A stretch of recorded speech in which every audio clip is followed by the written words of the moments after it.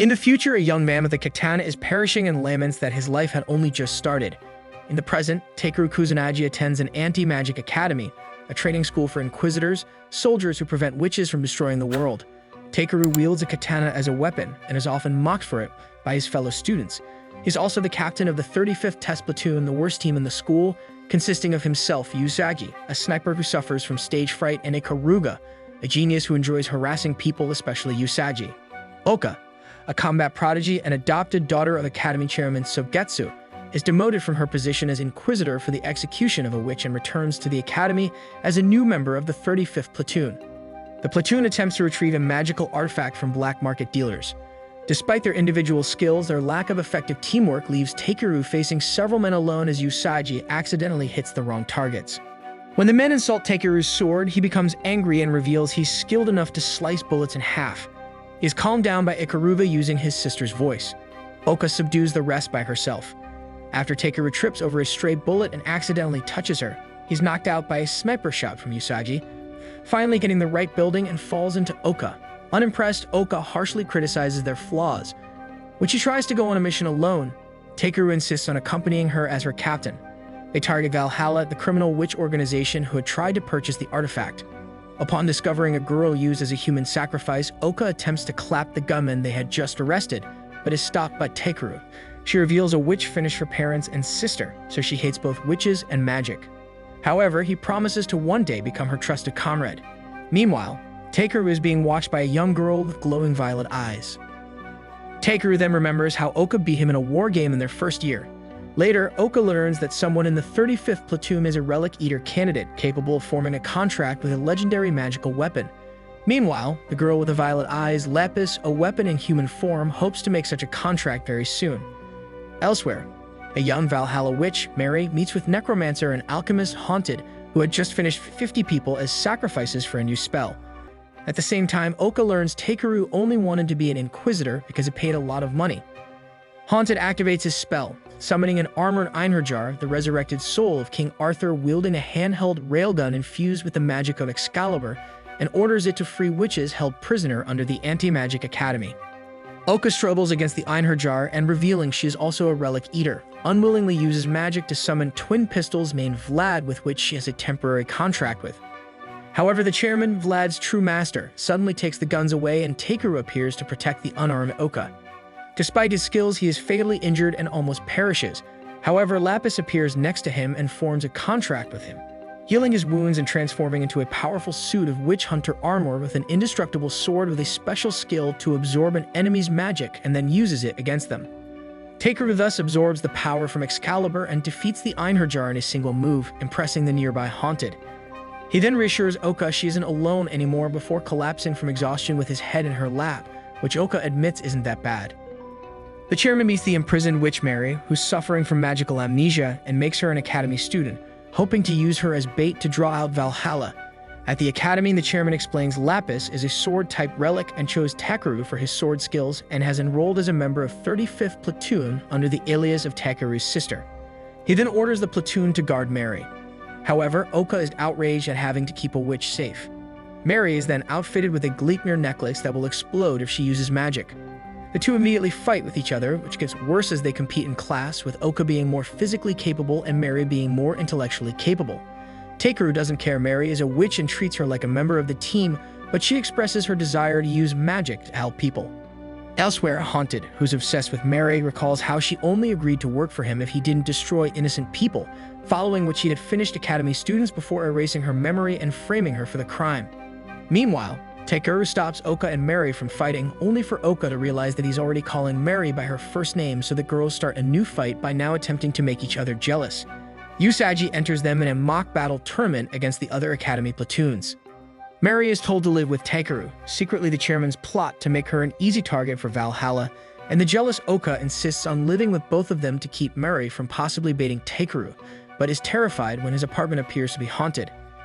An incident with Oka being scared by a ghost in the shower ends with both girls on top of Takuru, for which he's punished. Mary then tells Takuru she's worried how being a witch makes her too different from her human teammates. Later, the platoon struggle in the first round of the mock battle until Mary surprises everybody by using herself as a decoy, allowing them to win.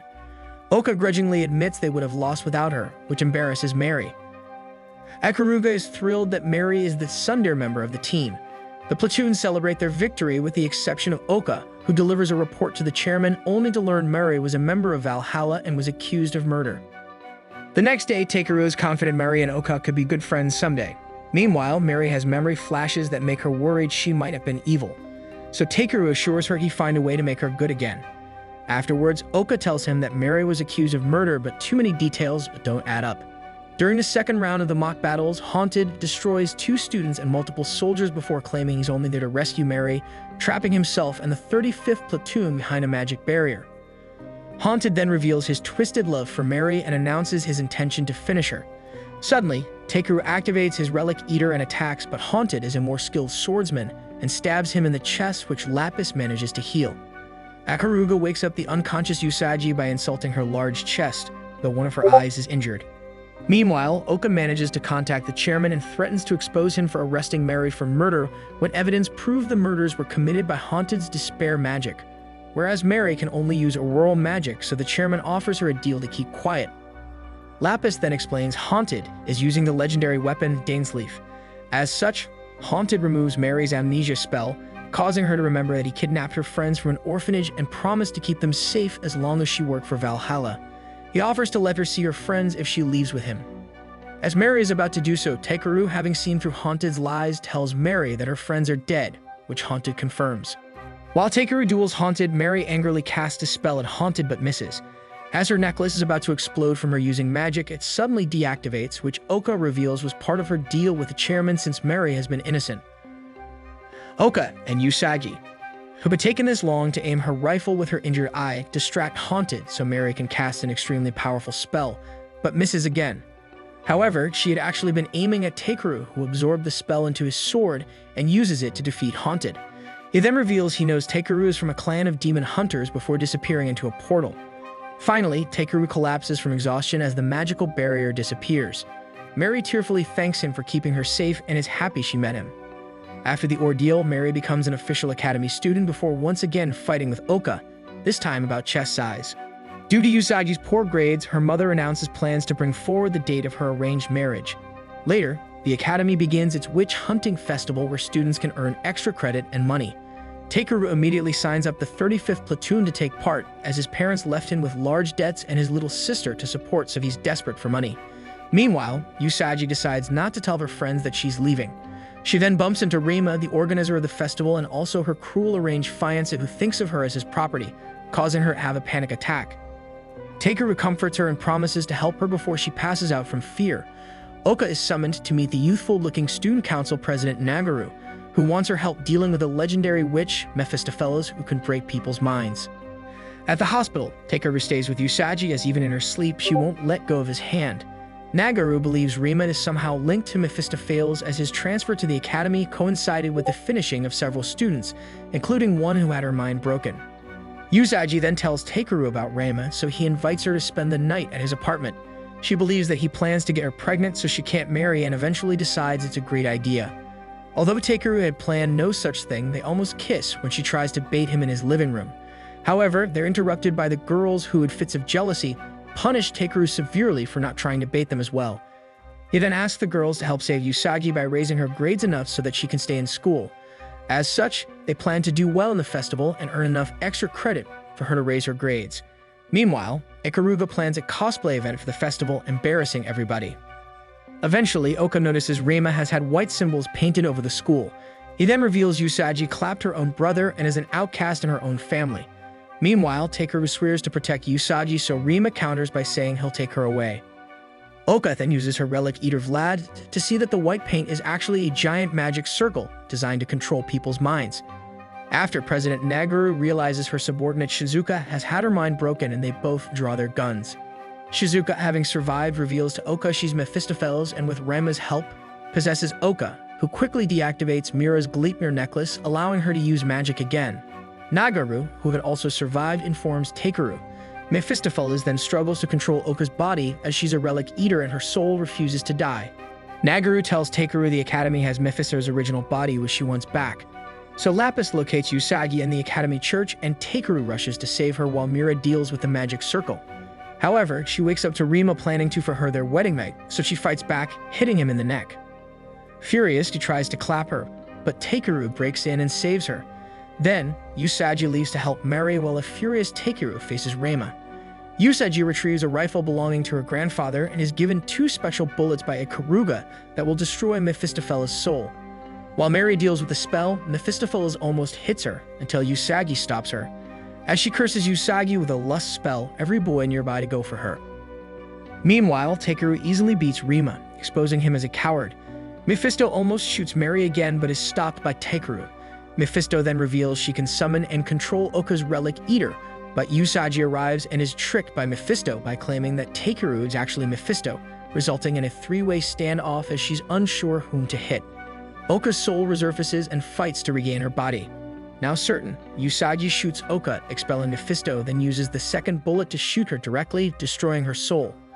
Mary then succeeds in stopping the spell. Later, the platoon's cosplay cafe is a disaster as the girls' personalities drive the customers away. It's then revealed that Usagi's engagement is cancelled and is finally able to stay at school. Takuru rewards her by patting her head, just like she wanted him to. Afterwards, the chairman receives information about the Lost Matrix and decides to talk to Ikaruga about her family. The chairman reveals to Ikaruga the Lost Matrix, the sole remaining cell of a dark elf, which the Alchemist Company are close to cloning to make weapons. Ikaruga, whose family created her through genetic engineering to work for Alchemist, declares this to be impossible since the cell has been missing for years, but the chairman reckons she knows where the cell is hidden.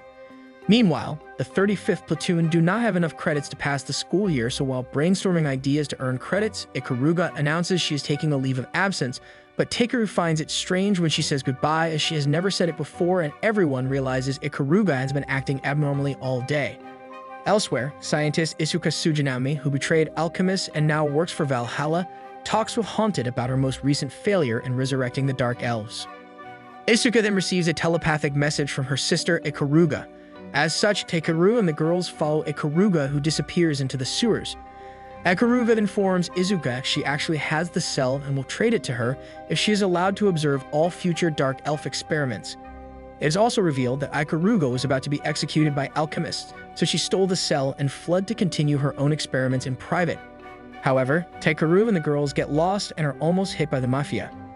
They then rescue Ikaruga from mercenaries hired by Isuka, but the two end up separated from the others.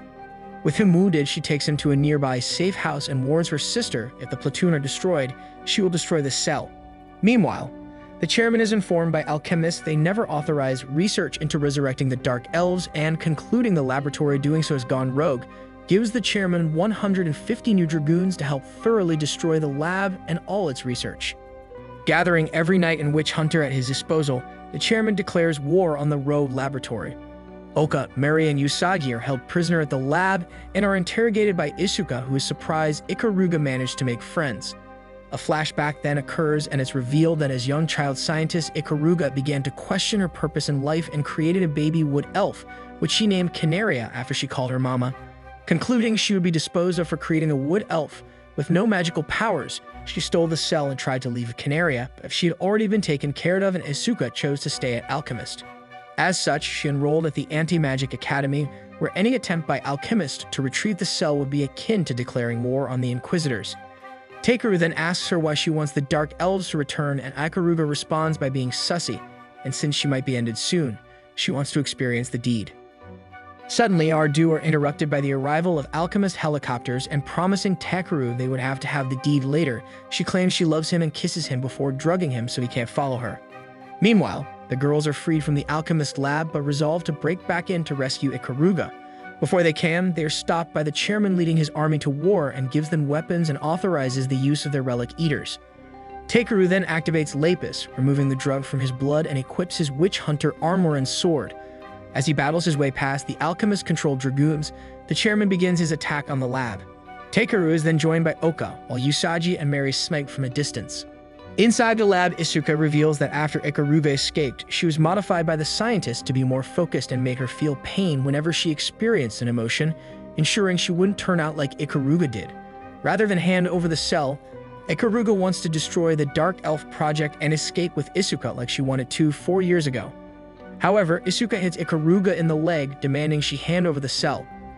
Ikaruga then reveals her experiments with the cell-produced nanomachines, which she implanted in her own body to alter her DNA into copies of the DNA within the cell. She activates her nanomachines and is transformed into a dark elf, and using dark elf magic, she creates an antimatter bomb and threatens to destroy the whole lab to save Isuka. Now almost overcome with the pain of her emotions, and on the verge of agreeing to leave, they are both attacked by Haunted, who hits her. Outside, Takuru and Oka are running out of magic, and the relic eaters are shutting down, and Usagi is also nearly out of bullets. Enraged, Ikaruga sets off her bomb, destroying the top floor. She then attempts to heal Isuka with her nanomachines, but they are still imperfect and thus fail. Meanwhile, Isuka, before she perishes, reveals that Ikaruga's wood elf baby Canaria is still alive and with Valhalla. Haunted then summons a mechanical dragon to destroy the building, but Takuru saves Ikaruga from falling and then works with Oka to distract the dragon, while Usagi shoots it with a wall-mounted railgun. Oka is injured and Takuru's relic eater runs out of magic and shuts down before he can finish the dragon. However, Mary quickly transfers her magic to his sword, and the dragon is defeated with his final blow. Ikaruga resolves to keep fighting now as she knows Canaria is waiting for her. Takuru promises to help and pats her on the head, which she enjoys while crying over losing Izuka. With Ikaruga back at the academy, the platoon plan an undercover mission to prevent the black market trade of artifacts. She doubts that girls can handle the mission, as it involves going undercover in a gentleman's club, where they would have to entertain guests. Regardless, at the club, Oka struggles to deal with the male customers, including their target, so she punches him, but they had the wrong target all along. They manage to arrest the real target, but Oka feels sad she made a mistake. It turns out that the confiscated magical ring is almost worthless. However, Ikaruga suggests it might contain a love spell, causing the girls to argue over who should test it, ending with it getting stuck on Takuru's finger. The ring actually contains a spell of drunkenness, causing the girls to become drunk. Usagi then talks like a baby and advances on Takuru, and Mary cries over Takuru only liking big honkers and shows him her own. Oka becomes extremely happy and also advances on Takuru. Meanwhile, Lapis sits in her chair with the hiccups as Ikaruga becomes extremely romantic toward Takuru, but vomits all over him. The next day, they head to the beach to discover how the weather has been manipulated to cause summer to last far longer than is natural, and Ikaruga reveals she hates summer weather. Takuru insists on having some fun, but Mary and Usagi become jealous when Lapis sits on his lap during the entire bus ride. Later, their investigation goes nowhere, and they end up changing into swimsuits and playing beach games while Ikaruga sulks in the shade. Takuru then rushes to the bathroom with a stomach ache, while the girls notice an injured boy who was attacked by a sea monster. Lapis confirms it is a rare magical sea hare with the ability to extend summer indefinitely. With Takuru stuck on the toilet, Ikaruga passed out from the heat, and Oka unable to swim without sinking, capturing the sea hares left to Usagi, Mary, and Lapis. Lapis suggests fishing and attaches Usagi and Mary to a fishing rod. The giant creature appears and takes Mary and Usagi with its tentacles. With Takuru recovered, he activates his witch hunter armor to save the girls, but ends up sinking from the weight of the armor. While underwater, Lapis turns the sword into a fishing rod, which he uses to capture the sea hare. Oka then deactivates Mary's Gleipnir necklace, and she uses her magic with his fishing rod to launch the sea hare onto the beach, defeating it. With her mission over, Oka buys the girls ice creams as a treat for defeating the monster without her. The next day, Takuru visits his younger sister Kaseki, who is being kept in a maximum security prison. Although she enjoys his visits, she has a brother complex and appears jealous he has so many female teammates.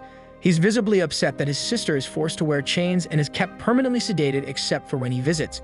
Meanwhile, the platoon apprehends several criminals, earning a lot of points. Takuru then has a hallucination of the two students that Haunted had clapped in the arena and realizes Kyoe is still alive and now works for the chairman. The chairman then visits the prison and watches Kaseki being woken up, and he reveals she has a demon body, and anything she touches is dissolved and then absorbed by her body, which causes her demon body parts to grow out of control. Eventually, she will consume the whole planet. To prevent this, she must be routinely destroyed and brought back to life in order to cut off her demon body parts. As visits from her brother normally improve her mental stability, but after hearing about his new female teammates, she becomes upset and unstable. Her power surges and she transforms into a horned demon and begins absorbing her restraints. The chairman's subordinate Kuragane enters her cell to subdue her, but she cries out for her brother. On another mission, the platoon track an extremely dangerous wizard to his hideout, but they're discovered. Takuru is then forced to chase him, but the wizard is destroyed and absorbed by Kiseki, who escaped prison and tracked Takuru by his heartbeat. Discovered by the girls, Takuru draws his sword and almost attacks them when they see Kiseki. After calming down, he reveals she's his sister and has the highest threat level for a witch on the entire planet. He promises to keep her from harming his friends, but the chairman sends Ikaruga to capture her. While she sleeps, Takuru explains Kiseki eliminated many people as a child, but only because her power forced her to when she felt threatened, and she's normally a very sweet and shy girl. Ikaruga helps by explaining she likely suffers from overflow syndrome, where witches not from a witch family, whose magic spontaneously appears, cannot control their magic. Normally, this can be overcome by wearing a Gleipnir necklace like Mary, but Kiseki produces so much magical energy she overloads the Gleipnir and becomes a walking natural disaster. Takuru sadly admits the best thing to do is hand her over to the Inquisitors, so Oka suggests he take an hour to bond with his sister, and the girls dress her in a nice outfit so they can go on a sibling date. The two then have a nice time, and Kiseki asks Takuru for a favor. Takuru then promises to do anything she wants, but she asks him to end her. Kiseki reveals that her power has been getting stronger and will usually try to grant her wishes, especially those that include death and destruction, which frightens her. She wishes to perish so she can't harm anyone anymore, but Takuru refuses, saying he will always protect her until the day she loses all control, at which point he will die with her. Meanwhile, Valhalla members Orochi and Canaria, who now goes by the name Miss Watery, learn that Kiseki, who they have been planning to break out of prison, has escaped and plan to capture her. The two were then attacked by Kyoya and Yoshimitsu, who try to end her. However, Takuru activates his Relic Eater to protect her, but realizes Yoshimitsu is actually Kyoya's Relic Eater in human form. Their fight is interrupted by Kurogane, and Kiseki is arrested and fitted with a Gleipnir. Takuru apologizes for not protecting her and promises to visit her in prison, so she makes him swear to keep their other promise before collapsing. For helping her avoid capture, Takuru is placed in solitary confinement, and the chairman tells him that she'll be moved to a secret alchemist facility with the hope of finally suppressing her powers. Meanwhile, Miss Watery attacks the airplane transport, but it's a decoy and Kiseki is actually on a truck. However, the truck is attacked by Valhalla Dragoons. A flashback then occurs where Takuru had discovered his little sister in a storehouse near their home and learned from his father that every daughter from their clan for generations were born as demons and ended at birth. But every generation produced more powerful demon girls until eventually Kiseki was born fully immortal. Eventually, she escaped the storehouse and ended their father, but Takuru made a choice to always protect her. In prison, Oka thanks Takuru for making her life more peaceful. Later, they are released by Nagaru, who reveals Kiseki was attacked by Valhalla, so everyone from the platoon helped Takuru escape. Kyoya and Kurogane are then attacked by Orochi, but Kyoya flees with the truck, but decides to end Kiseki for being a heretic. Takuru arrives and realizes Kyoya has been driven insane by his relic, who took the form of Yoshimitsu to increase his desire for revenge. After a brief fight, Kyoya is overwhelmed, so he escapes. The chairman, watching from nearby, laments that Takuru does not yet understand. Kiseki's power acts to grant her wishes, and due to her wish to be ended by Takuru, she will remain immortal until that time. Suddenly, Haunted attacks, desiring Kiseki to spread chaos everywhere. Seeing Takuru hurt, she loses control and begins absorbing everything.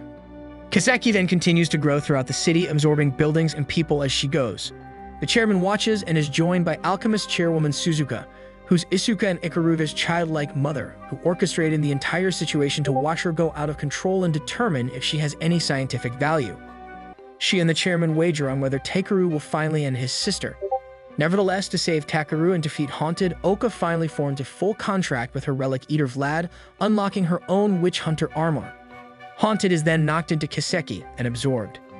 Oka and the wounded Takuru flee with the other girls, but end up trapped by Kiseki's growing body. In his dreams, Takuru is confronted by Lapis, reminding that when their contract was first formed, he promised to give up what is precious to him to achieve his goals and abandon his humanity in exchange for power. She then kisses him and begins to eat his soul in exchange for unlocking his God Hunter mode. Kiseki's body begins to split apart, releasing flying demons into the sky to attack Oka.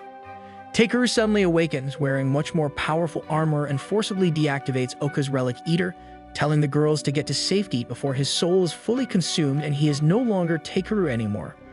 Oka begs him not to take on the burden of having finished his own sister, but Takuru leaves to find her. Before he can reach his sister, he is attacked by Haunted, who resisted being absorbed, determined to take her to Valhalla. While they duel, she begins to blame Takuru for not ending her years ago, allowing her to become a monster. However, he expresses his wish to save his sister and to go home with his friends. Kiseki wants Takuru to live happily but also to die with her as he promised, and the conflict causes the demon bodies to begin to break down and she disappears inside them. Takuru finally defeats Haunted and throws himself inside Kiseki's body where he finds her and pulls her free, separating her from the growing demon bodies which dissolve and disappear but cannot bring himself to end her. Meanwhile, Valhalla retreats and Orochi admonishes the chairman, who is revealed to be over 150 years old, for trying to use Takuru to reignite an ancient war. Takuru feels guilty. He has only condemned Kiseki to more suffering in the future, but the girls all assure him that no matter what, they will always be there to carry half his burdens.